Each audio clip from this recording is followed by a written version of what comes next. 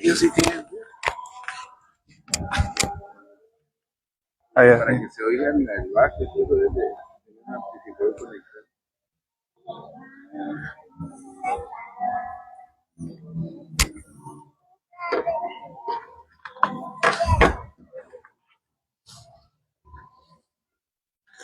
Bien, hermanos, vamos a iniciar con el culto de hoy, de estudio bíblico.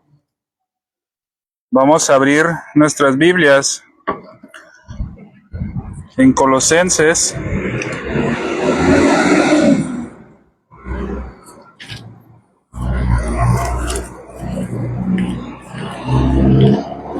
capítulo 2. Continuamos en el mismo tema, hermanos, del bautismo. Vamos a leer el capítulo 2, versículos del 8 al 15, hermano.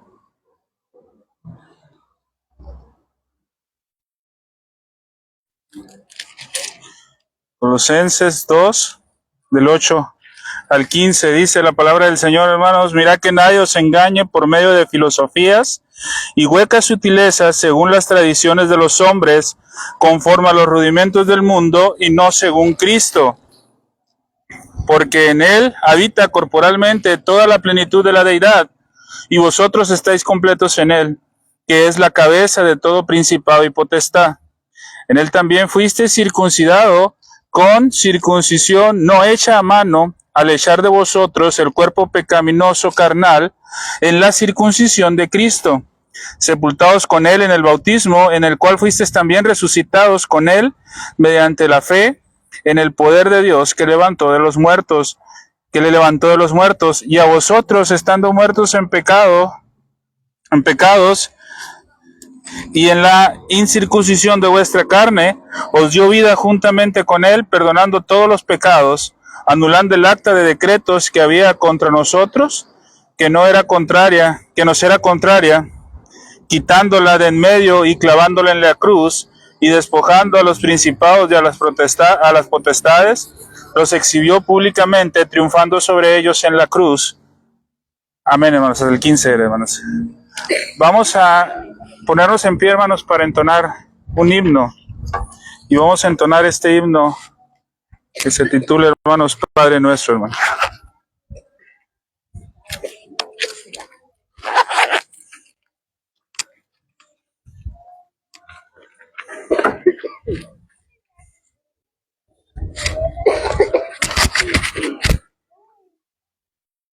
Entonaremos Padre Nuestro, hermano.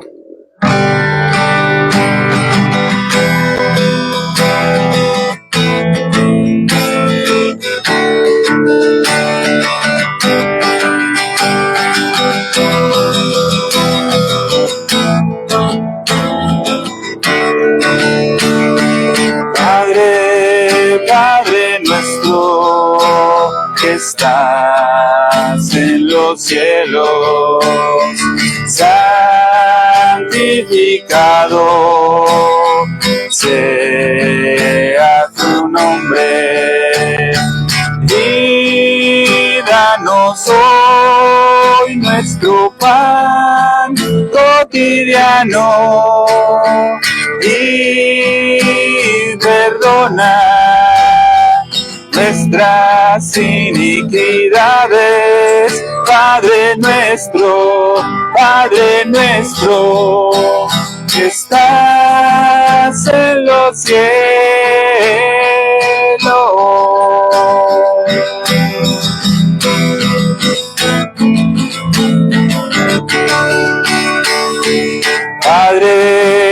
Padre nuestro que estás en los cielos, santificado sea tu nombre, y danos hoy nuestro pan cotidiano, y perdona nuestras iniquidades, Padre nuestro, que estás en los cielos,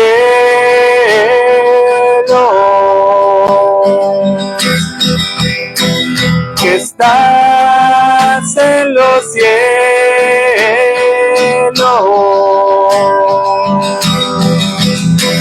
que estás en los cielos.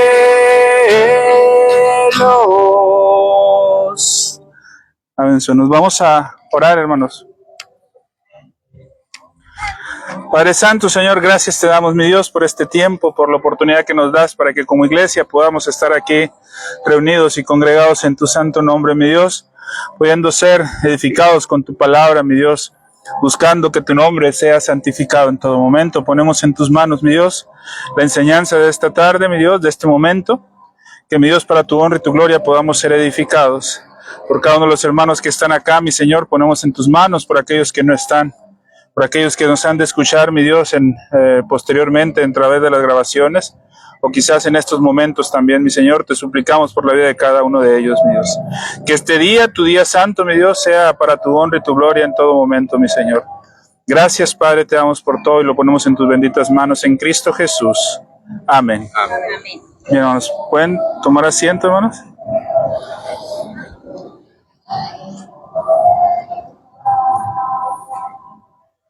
Vamos a pasar, hermanos, a la clase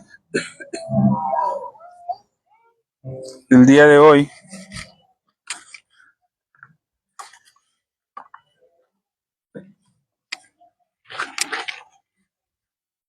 Vamos a continuar, hermanos, con el tema de el bautismo, específicamente, hermanos, lo que estamos tratando sobre la persona, hermanos, que debe ser bautizada.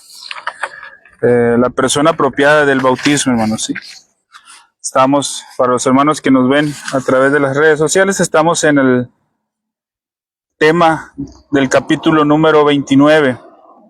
Específicamente, mis hermanos, en el párrafo 2 del bautismo, donde nos habla sobre la persona apropiada para el bautismo. ¿Quién es aquel el que debe de ser bautizado, hermanos? Les recuerdo, la semana pasada estuvimos viendo algunos puntos importantes, hermanos, respecto al contexto histórico o la situación histórica de cómo se ha tratado este tema del bautismo específicamente, hermanos, ¿sí? Encontrando esa distinción, hermanos, que espero la recordemos, esa distinción fundamental que existe, hermanos, entre los sacramentalistas y los antisacramentalistas, hermanos, ¿sí? Si recordamos, hermanos, lo que hacíamos referencia de los sacramentalistas y los antisacramentalistas, hermanos. ¿Quiénes eran, hermanos, los sacramentalistas? Recordamos, hermanos, que dentro de esa línea, hermanos, de enseñanza sacramentalista estaban aquellos que son conocidos como los luteranos, el catolicismo romano, hermanos, y los anglicanos. ¿Por qué decían, por qué se les reconocía como sacramentalistas, hermanos? Había dos enseñanzas, hermanos, que tenían muy marcadas para tener la convicción doctrinal sobre el bautismo, hermanos, estos grupos, hermanos. ¿Recuerdan cuáles eran, hermanos?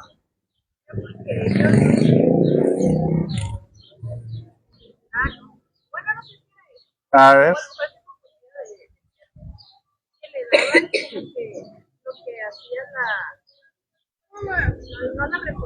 La regeneración. Exactamente.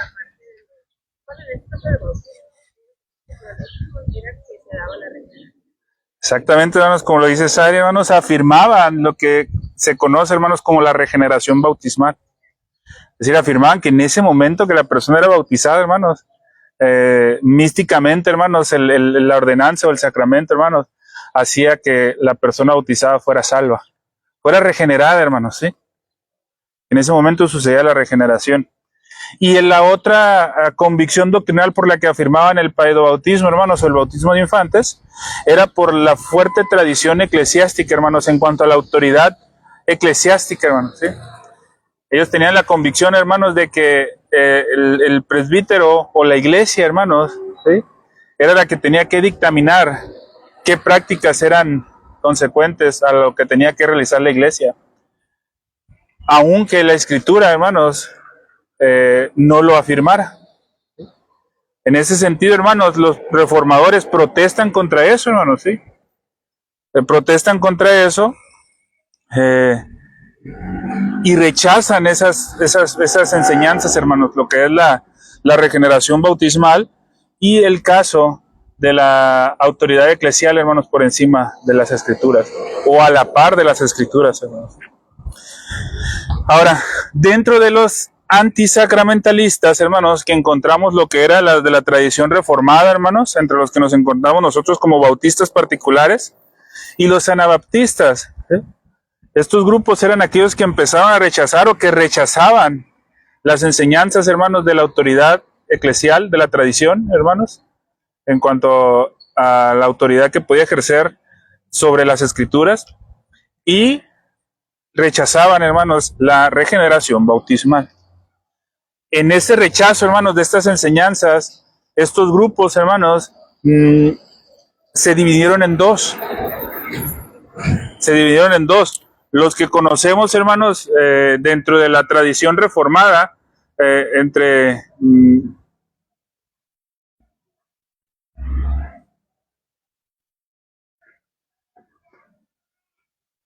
y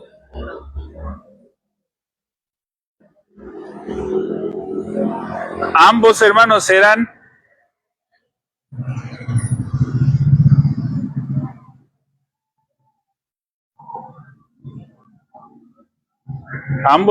antisacramentalistas, hermanos. ¿Sí? Recordemos siempre esto, hermanos, ¿sí?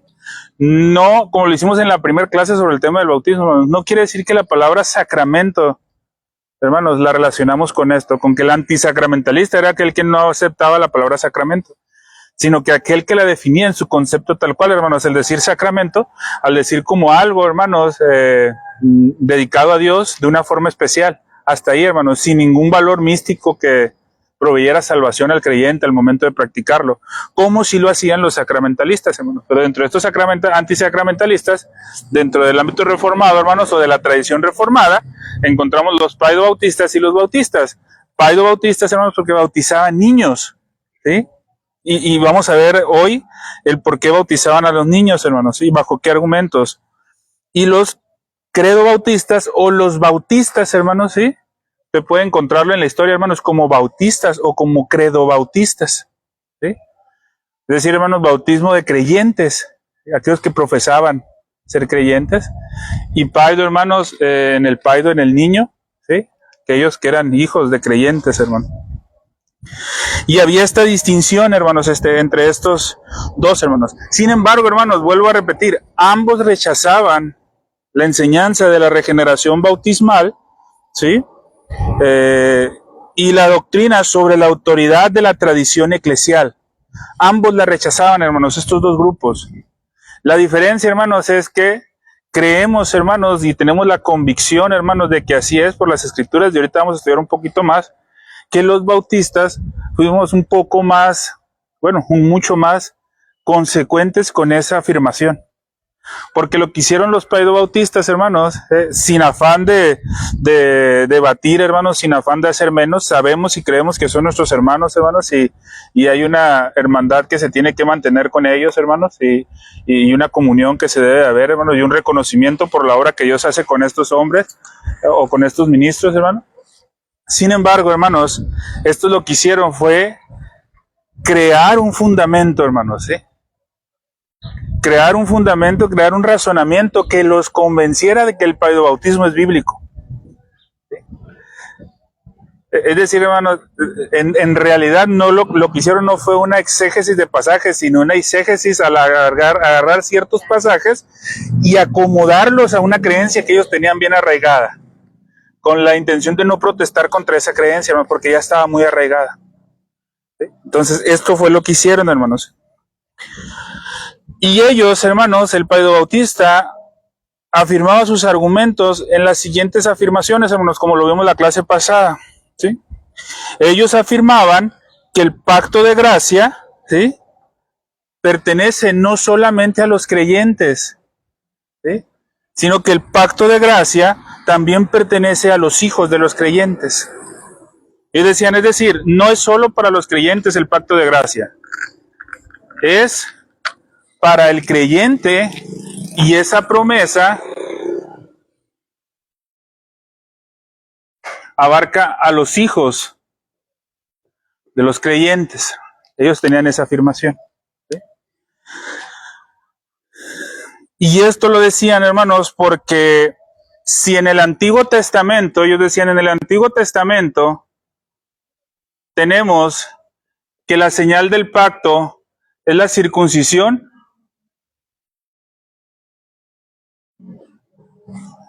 ellos decían, en el Nuevo Testamento es el bautismo.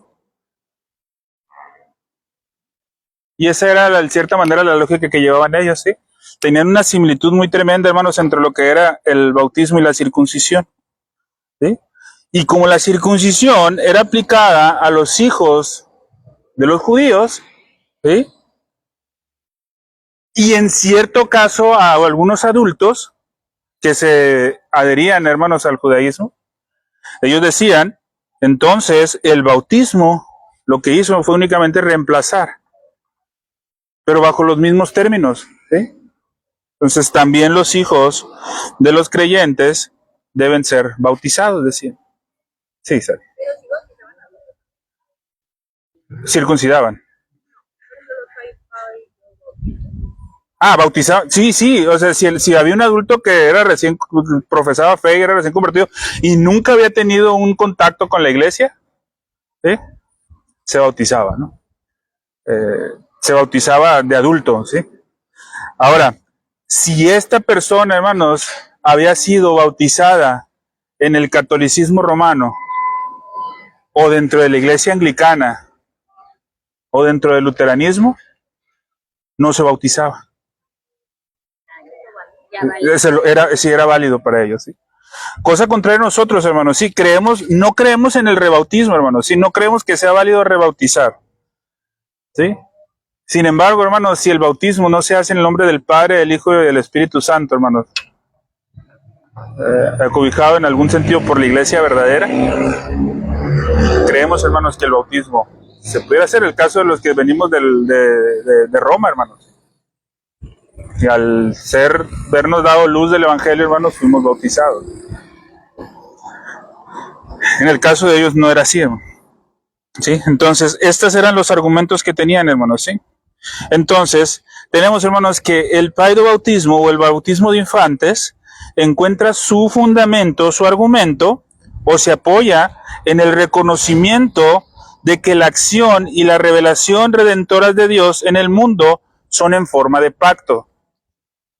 Ellos dicen, la revelación redentora y la acción es en forma de pacto.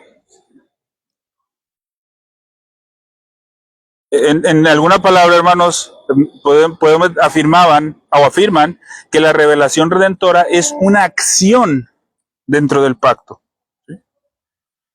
Y por esa razón, los hijos de los creyentes están incluidos con sus padres en relación y provisión del pacto de ellos.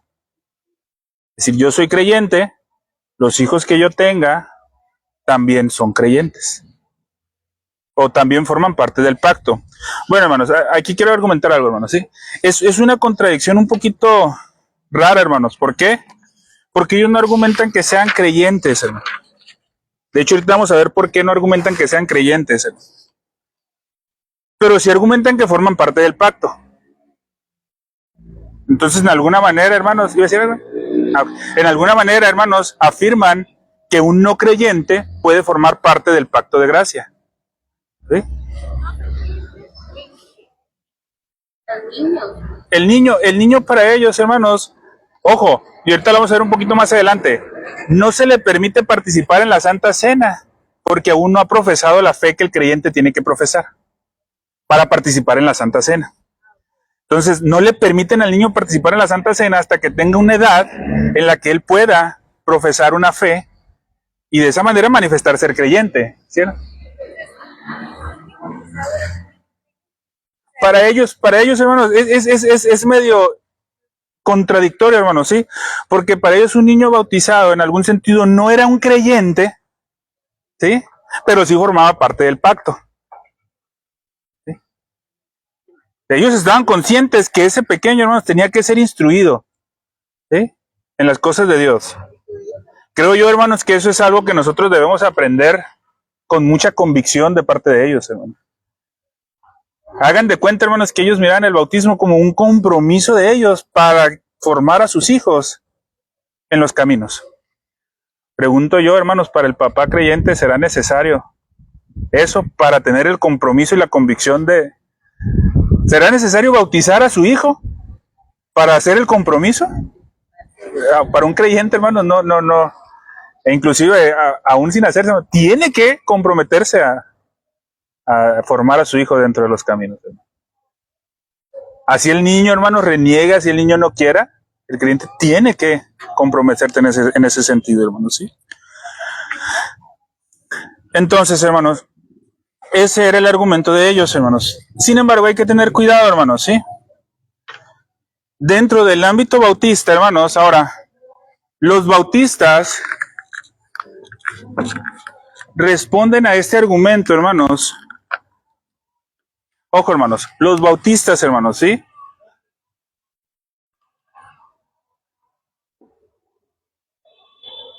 Dentro de los bautistas, hermanos, tenemos aquellos, hermanos, que son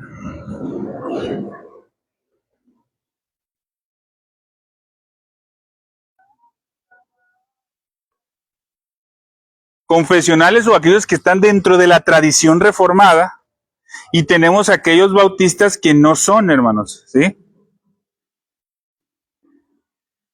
Dentro de estos, hermanos, pues sí pueden entrar los anabaptistas, menonitas y los de la dispensación.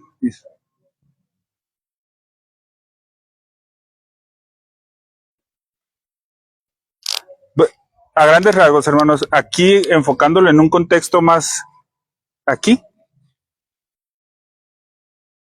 yo te podría decir que aquí en Obregón, por lo menos, hay a lo mucho 4 iglesias bautistas confesionales. A lo mucho. ¿Sí? Todos los demás, hermanos, son dispensacionalistas. No estamos diciendo que no son nuestros hermanos en la fe, hermanos, ¿sí? Ojo, no estamos diciendo que no son nuestros hermanos en la fe, ¿sí? Sino que hay diferencias, hermanos, doctrinales, que no nos dividen, no los rechazamos, no hay un, no me junto con ellos porque a lo mejor se pega, no. Pero hay convicciones doctrinales que no son las mismas, ¿estamos de acuerdo? Y dentro de la respuesta al bautismo de infantes, hermanos, nosotros encontramos estos dos grupos, ¿sí? Estos dos grupos dan respuestas diferentes, hermanos, no son iguales, ¿sí? La posición no reformada, hermanos, que es esta,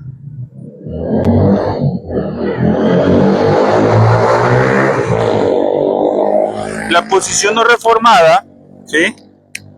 Dice, hermanos, o se niega en esta posición la unidad fundamental, hermanos, de toda la Biblia, ¿sí? Es decir, hermanos, argumentan que Dios, ¿sí?, actuó de diferentes formas, bajo diferentes dispensaciones, algunos, a través de la historia. Y argumentan en algún sentido, hermanos, los dispensacionalistas más clásicos, que Dios no siempre salvó a la gente de la misma manera. Hay unos dispensacionalistas, hermanos, que fueron cambiando su postura hasta una cuestión más actual, que no niegan eso, que dicen, no, sí, siempre han sido salvos por gracia, pero traen ciertos principios que siguen interpretando cosas a la luz de las diferentes dispensaciones, como por ejemplo, hermanos, la espera de la construcción de un tercer templo. Todo dispensacionalista, hermanos, aunque sea un poco más actual y que no crea que la salvación siempre se ha dado de la misma manera, ¿sí?, va a esperar la construcción de un tercer templo. Hombres como John MacArthur, por ejemplo. El rapto, que piensan que de repente de la nada así, pues los creyentes van a desaparecer y se van a quedar las ropas, así como las películas que se hacen, se quedan las ropas ahí nada más tiradas, de esas cuestiones, hermano. Eso no quiere decir que no sean hermanos, hermano. Pero bueno, hermanos, ahorita estamos tocando lo referente al bautismo. Entonces, estos argumentan, hermanos, que los datos que presenta el Nuevo Testamento son concluyentes por sí mismos en el bautismo del creyente. Ellos niegan, hermanos, esa unión que hay, hermanos, entre el Génesis y el Apocalipsis, y cómo todo se revela a través de pactos, ¿sí? Y que los pactos se van manifestando de una forma tan maravillosa, hermanos, que muestran la unidad de toda la Escritura.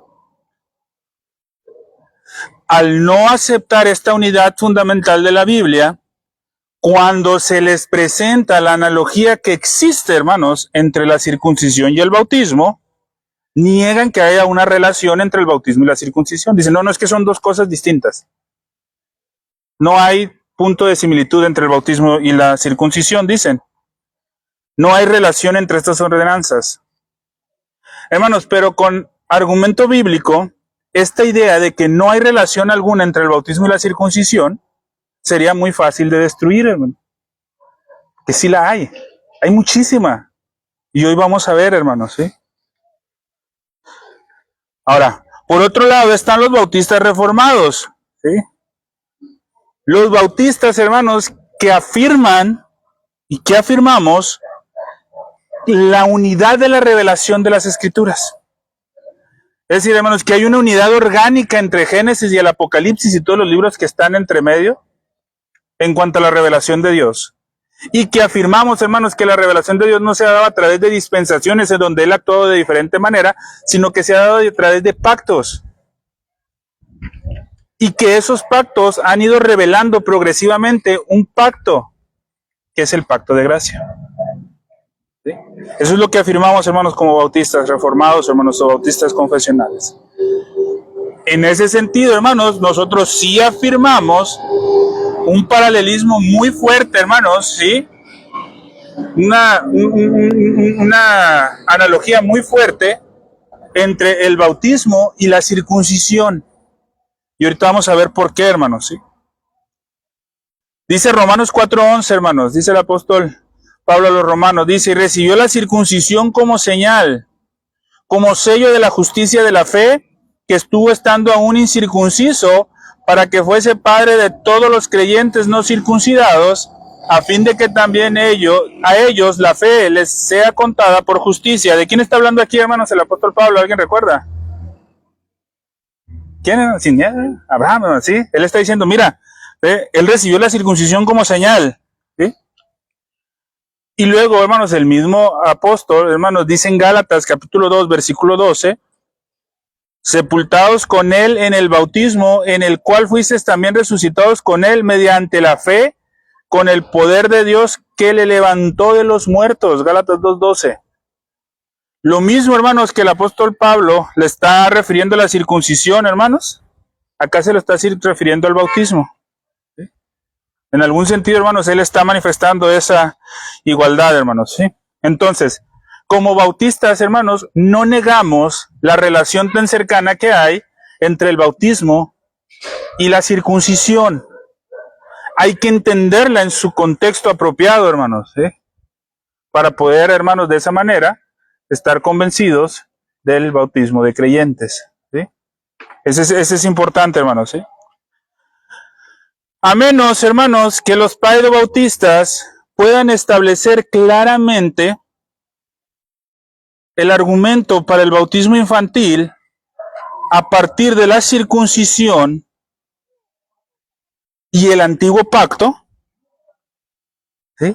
A menos que ellos puedan poner un argumento claro para el bautismo infantil y que el bautismo infantil parta de la circuncisión y del antiguo pacto, si esto no lo hacen, hermanos, se debe presuponer que solamente deben ser bautizados los discípulos profesantes. Esto debido a las siguientes razones, hermano. Primero, antes de la reforma infantil, de la reforma protestante, el bautismo infantil se practicaba sobre la base, como le decíamos ahorita, de la tradición eclesial y la doctrina de la regeneración bautismal. Esto como lo hemos visto, hermanos, en semanas pasadas.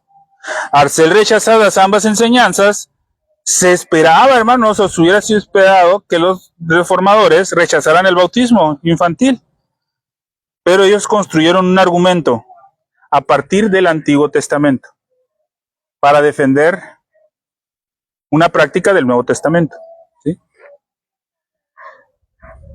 Ellos mismos, hermanos, ¿sí?, los pedobautistas más reconocidos, afirman que el bautismo infantil no debe buscarse en el Nuevo Testamento.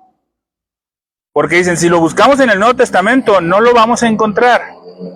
Dicen, el bautismo infantil debe de buscarse en el Antiguo Testamento. ¿Sí?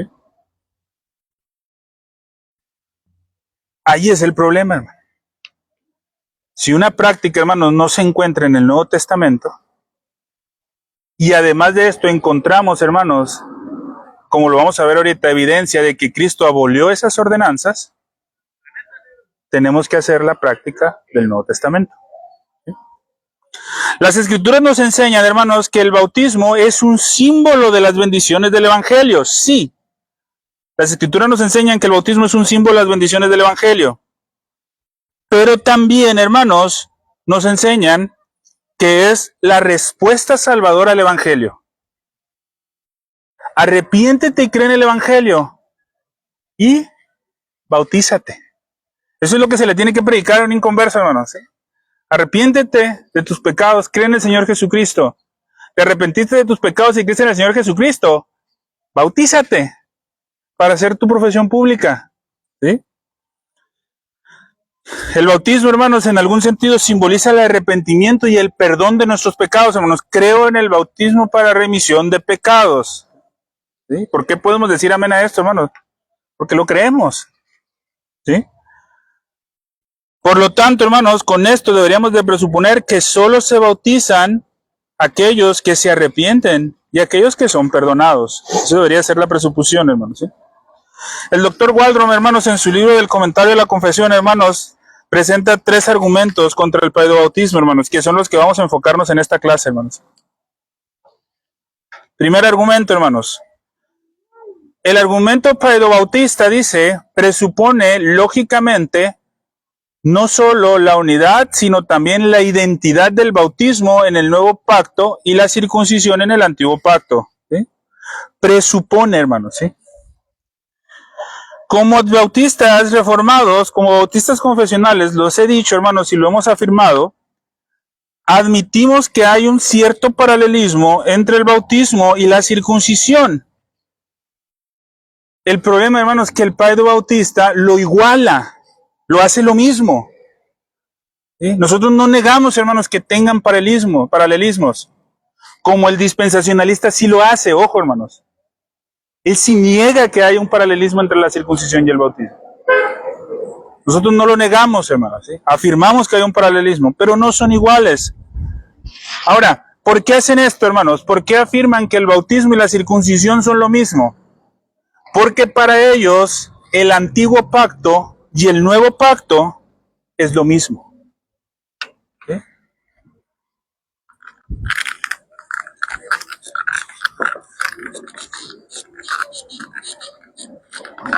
Vamos a poner un ejemplo. Tenemos el antiguo pacto y el nuevo pacto. ¿Sí? Y aquí tenemos el bautismo, la circuncisión, y aquí tenemos el bautismo. ¿Sí? Entonces, y esto lo voy a dejar aquí, hermanos, para que veamos la incoherencia que hay, hermanos. ¿Por qué? Porque aquí voy a poner la Pascua y aquí la Cena del Señor. Ellos dicen, hermanos, este y este son iguales. ¿Sí? El antiguo pacto y el nuevo pacto son iguales. Dicen, por lo tanto, la circuncisión y el bautismo son iguales. Pero ahorita más adelante vamos a ver cómo ellos mismos afirman que esta y esta, ¿cómo se dice que no es igual? ¿Así? ¿Verdad? ¿Sí? Ellos dicen que esta no es igual. ¿Sí? La lógica que utilizan para estas dos, no lo utilizan para esta. Por eso, hermanos, no usan los mismos, y ahorita vamos a ver cómo no usan las mismas inferencias bíblicas para esto. ¿Sí? Esto es una incoherencia, hermanos. ¿Sí? Esto es una incoherencia. Ahora, hermanos, nosotros como bautistas creemos, los que son buenos con los símbolos me corrigen, hermanos, que el nuevo pacto es mayor o es mejor que el antiguo pacto. ¿Sí? En ese sentido, hermanos, creemos lo mismo acá y acá. ¿Sí? Entonces, nada más con eso, hermanos, ¿en quién vemos una incoherencia en cuanto a sus conceptos? Pues vamos a ver que entre el bautismo. En el caso de los bautistas reformados, no lo ven así, lo ven de esta manera. Pero bueno, hermanos, vamos a continuar. Hay un texto, hermanos, ¿sí? Que es un texto clásico de la relación que hay entre el antiguo pacto y el nuevo pacto.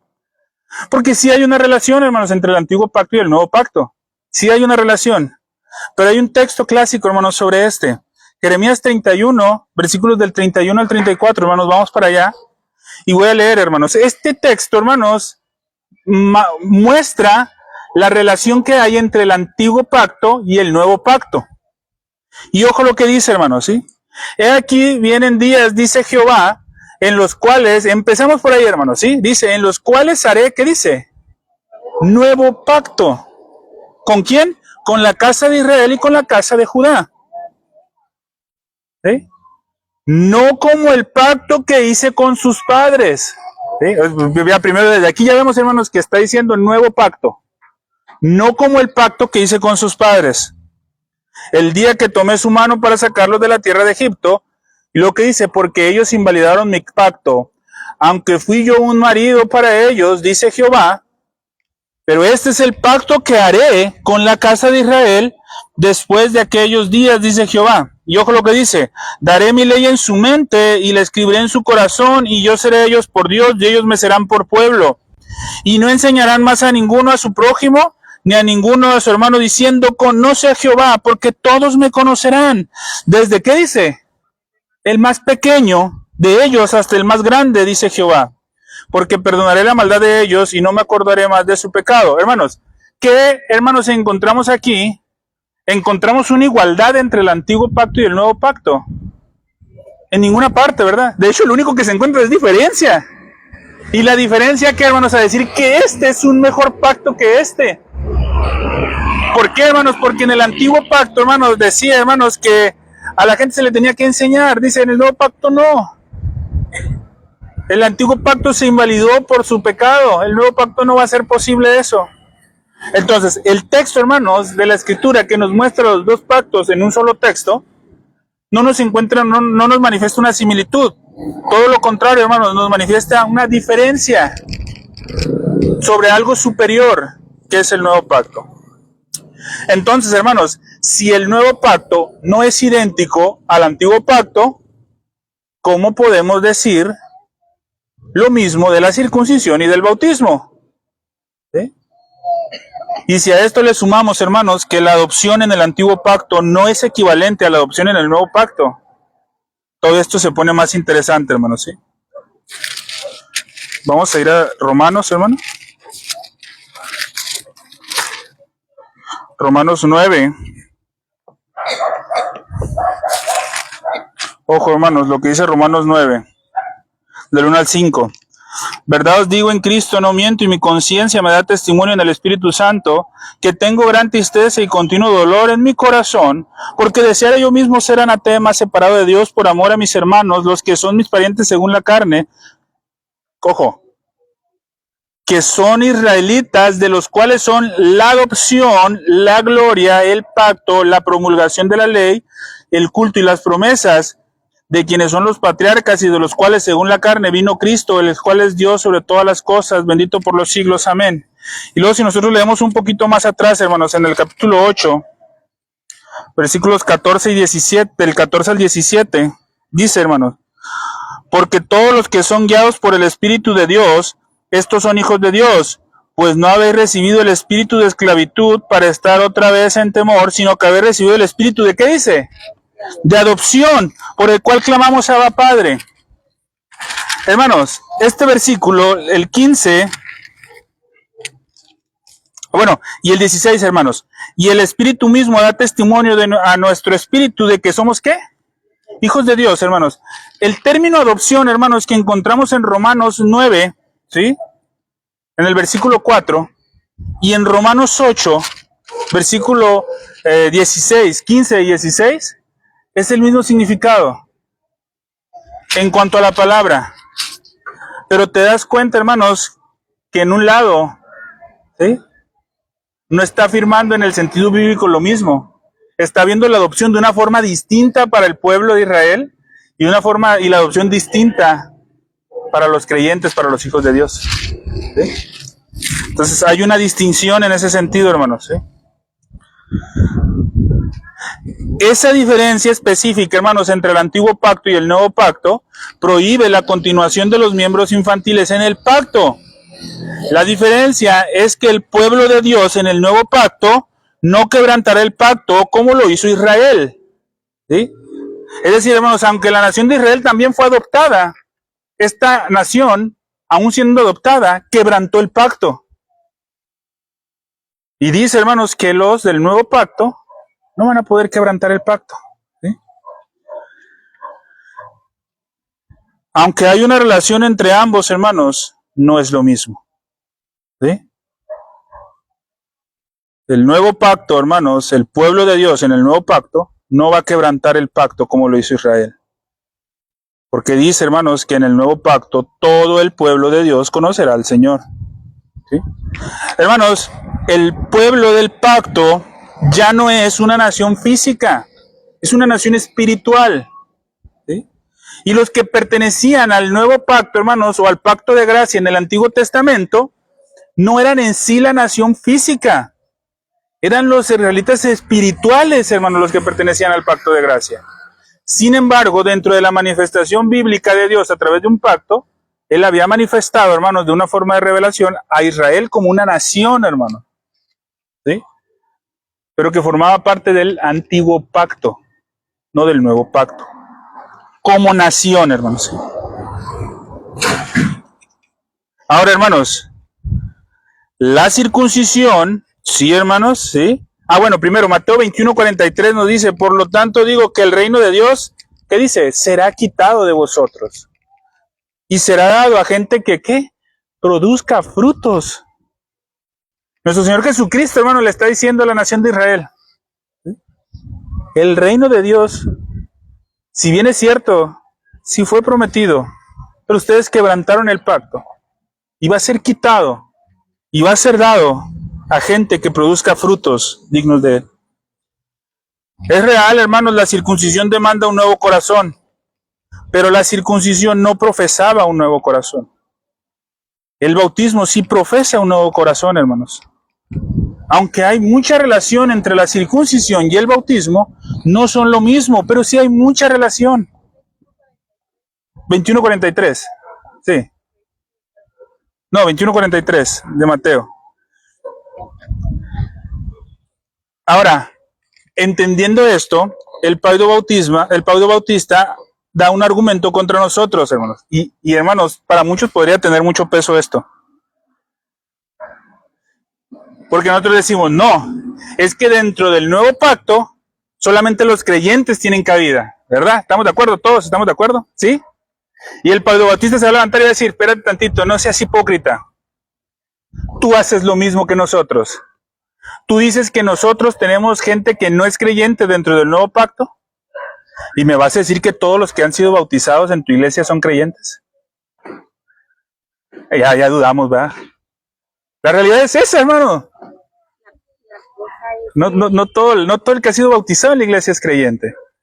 Es que lo profesan, pero de corazón no lo conocen. ¿Sí? Entonces, hermanos, ellos pudieran decir, en algún sentido, pues es que ustedes están igual. Nos dicen que nosotros no podemos hacer eso, pero ustedes sí lo pueden hacer. ¿Cómo está el asunto, hermano? Si no hubiera justificación para eso, hermanos, ellos tuvieran razón en acusarnos de eso. Sin embargo, hermanos, sí hay una razón, hermano. ¿Sí? El que dentro de las iglesias, hermanos, credobautistas, se hayan bautizado gente que no es salva, no nos habla de una incoherencia. ¿Sí? nosotros debemos tener bien en claro, hermanos, dos aspectos que son importantes. ¿Sí? Hay dos aspectos que son bien importantes para esto, hermanos, ¿sí? Es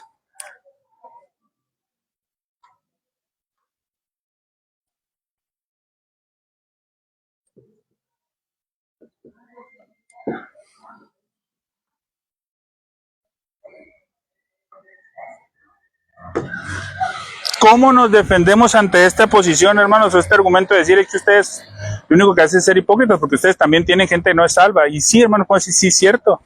Sí se bautiza gente que no es salva. Pero tenemos que distinguir en esto, hermanos, entre la realidad práctica y la base legal de lo que nosotros hacemos, hermanos, ¿sí? Por ejemplo, hermanos, ¿sí? Usted sabía que hay cosas aquí en México que legalmente pueden ser castigadas con cárcel, pero en otros países no. Hay cosas aquí en México, hermanos, que pueden ser castigadas con cárcel y en otros países no. ¿Sí? ¿Por qué, hermanos? Porque se castiga bajo una base legal. Pero, hermanos, hay una realidad práctica que es diferente. ¿Sí? Hay una realidad práctica que es diferente. Aquí está la clave, hermanos, ¿sí? Aquí está la clave. ¿Sí? Nosotros debemos de cuidar, hermanos, que en la realidad práctica es verdad. Nosotros podemos bautizar gente que en realidad no era creyente. Pero no por eso nosotros vamos a cambiar la base legal. Que en este caso, hermanos, la realidad práctica, ¿quién la ejerce? La iglesia. Pero la base legal, ¿quién la dictamina? Dios, el único juez soberano sobre todas las cosas, es el que dictamina la base legal. Y la base legal, hermanos, ¿sí? No se puede cambiar. La realidad práctica, hermanos, ¿sí? Pudiera haber algún cambio, hermanos, pero la base legal no. El problema, hermanos,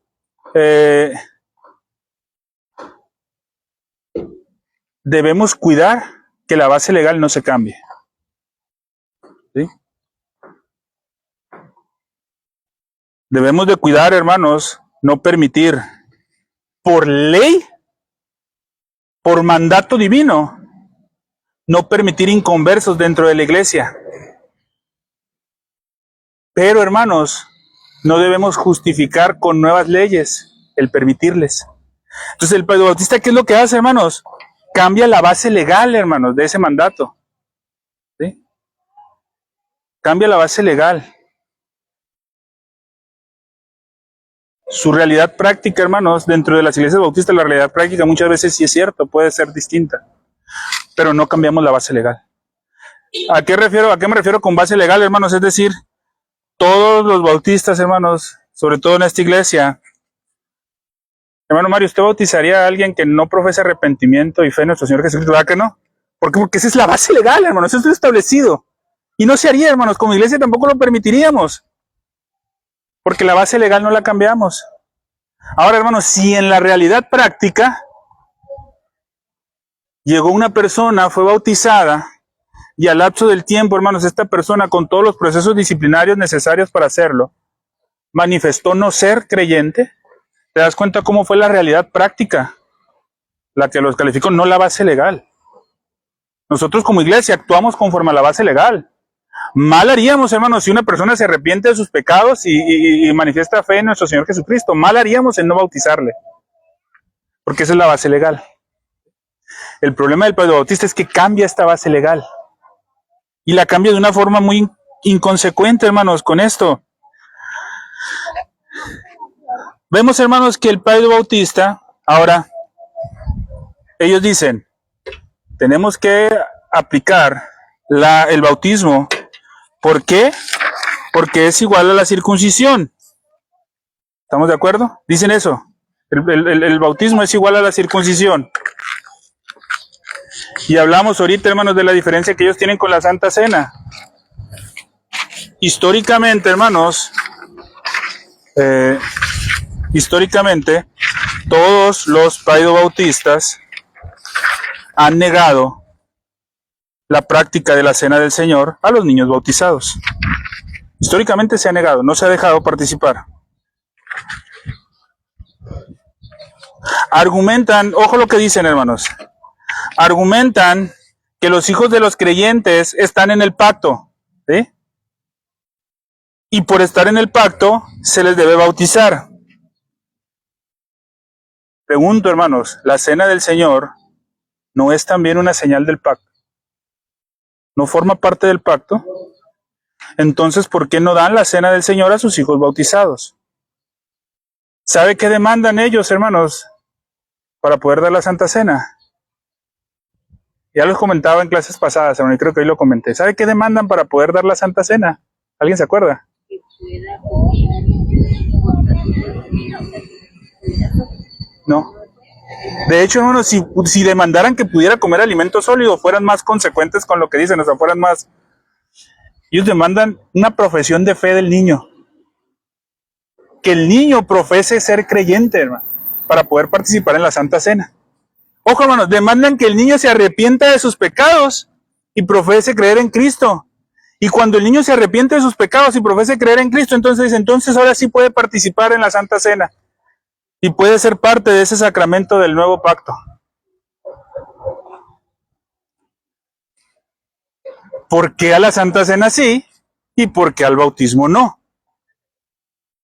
Oh, perdón, ¿por qué a la Santa... Bueno, pero ¿por qué la Santa Cena exigen la profesión de fe y el arrepentimiento?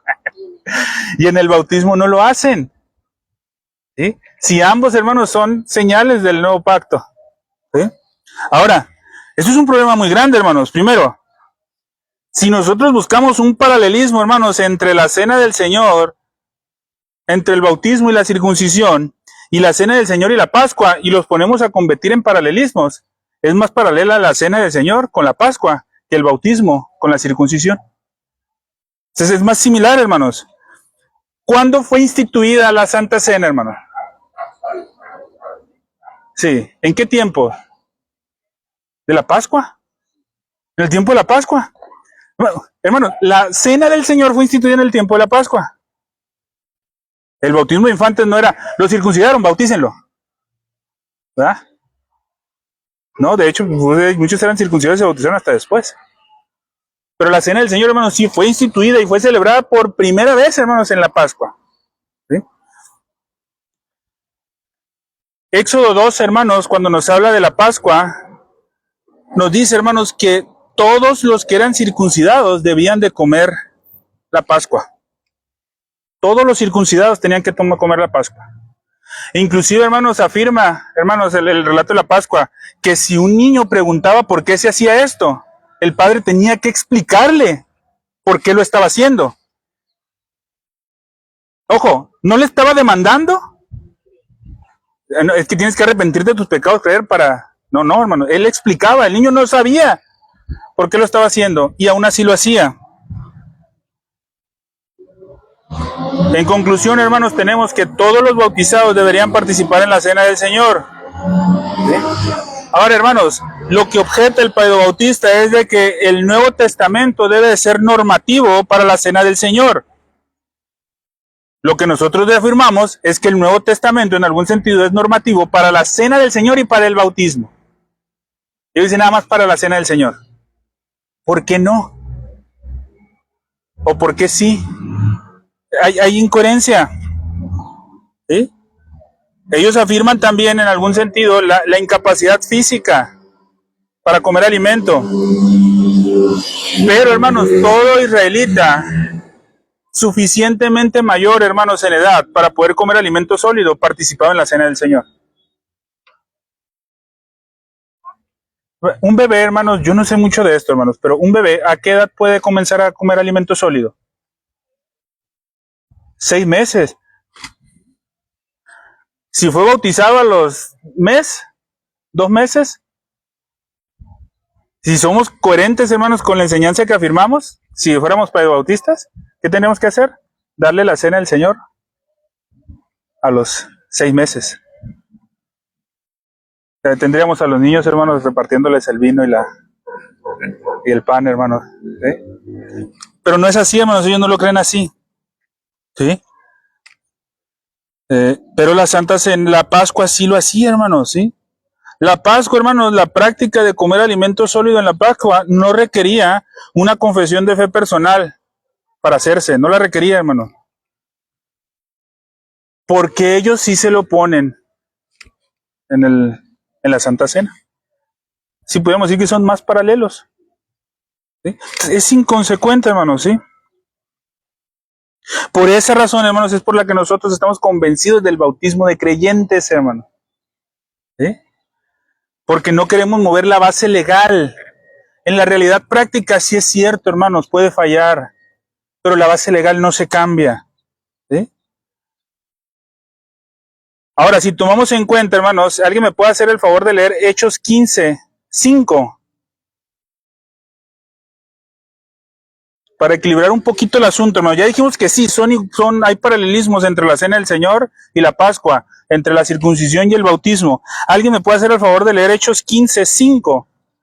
Algunos de la secta de los fariseos que habían creído se levantaron diciendo: es necesario circuncidarlos y mandarles que guarden la ley de Moisés. ¿Cuál fue la respuesta hacia esta exigencia de ellos de circuncidarse?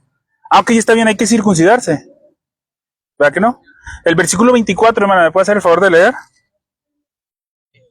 Por cuanto hemos oído que algunos que han salido de nosotros, a los cuales no dimos orden, están inquietados con palabras, perturbando vuestras almas, mandando circuncidaros y guardar la ley.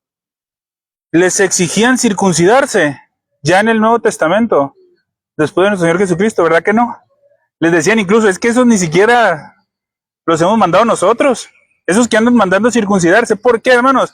Porque la venida de nuestro Señor Jesucristo abolió muchas prácticas del Antiguo Testamento, hermanos. Y la circuncisión fue una de ellas. Se abolió la práctica de la circuncisión para que se estableciera la del bautismo. Aunque hay paralelismos entre estas dos, hay su base legal para la circuncisión y hay su base legal para el bautismo. ¿Sí? Aunque podemos encontrar muchas similitudes. Entonces, el bautismo es una ordenanza del Nuevo Testamento. Por lo tanto, hermanos, los datos del Nuevo Testamento deben de ser normativos para la práctica. Esto no quiere decir, hermanos, que nos vamos a desentender del Antiguo Testamento. Hay una revelación orgánica, hermanos, ¿sí?, que se desprende de allá. Y podemos encontrar una analogía bien tremenda, hermanos, y bien útil entre la circuncisión y el bautismo. Pero la normativa práctica, es decir, la base legal de esa práctica del bautismo, la tenemos que encontrar en el Nuevo Testamento. ¿Sí? Y el Nuevo Testamento lo que hace es diferenciar la circuncisión del bautismo en ese sentido. ¿Sí?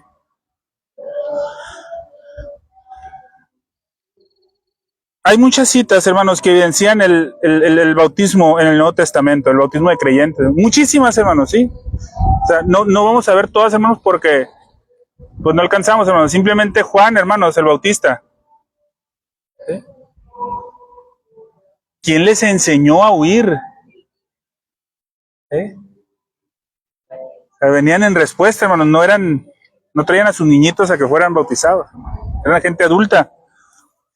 Ahora, hermanos, por último, para ir cerrando, hermanos, porque ya se nos está dando el tiempo, tenemos, hermanos, de que hay un texto, hermanos, Hechos 2:39. En estos 2 minutitos, hermanos, me gustaría explicar esto porque esto es básico, hermano, es clave. Hechos 2:39 pudiera ser para ellos, hermanos, la cita más fuerte, hermanos, en cuanto a la defensa del bautismo infantil. Hechos 2:39 dice, porque para vosotros es la promesa y para vuestros hijos y para todos los que están lejos, por cuanto el Señor nuestro Dios llamare.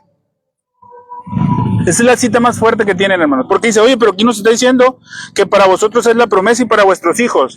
Entonces dicen, en esa promesa tenemos que bautizar a nuestros hijos. Eso es lo que dicen. Y si nosotros no entendemos correctamente este texto, hermanos, nos podríamos ir con la idea de que tienen razón. Pero vamos a entender correctamente este texto, hermanos. Primero, porque para vosotros es la promesa. La naturaleza de la promesa, hermanos, no es la de ser miembro externo de la iglesia. Versículo 38, ¿alguien me puede dar a leerlo? De Hechos 2. Pedro les dijo, dijo: arrepentidos y bautícese cada uno de vosotros en el nombre de Jesucristo para perdón de los pecados, y recibiréis el don del Espíritu Santo. ¿Y el 33, hermano? Así que, exaltado por la diestra de Dios, y habiendo recibido del Padre la promesa del Espíritu Santo, ha derramado esto que vosotros veis hoy. Primero, hermano, ¿sí? La promesa es una promesa de pertenecer a la iglesia.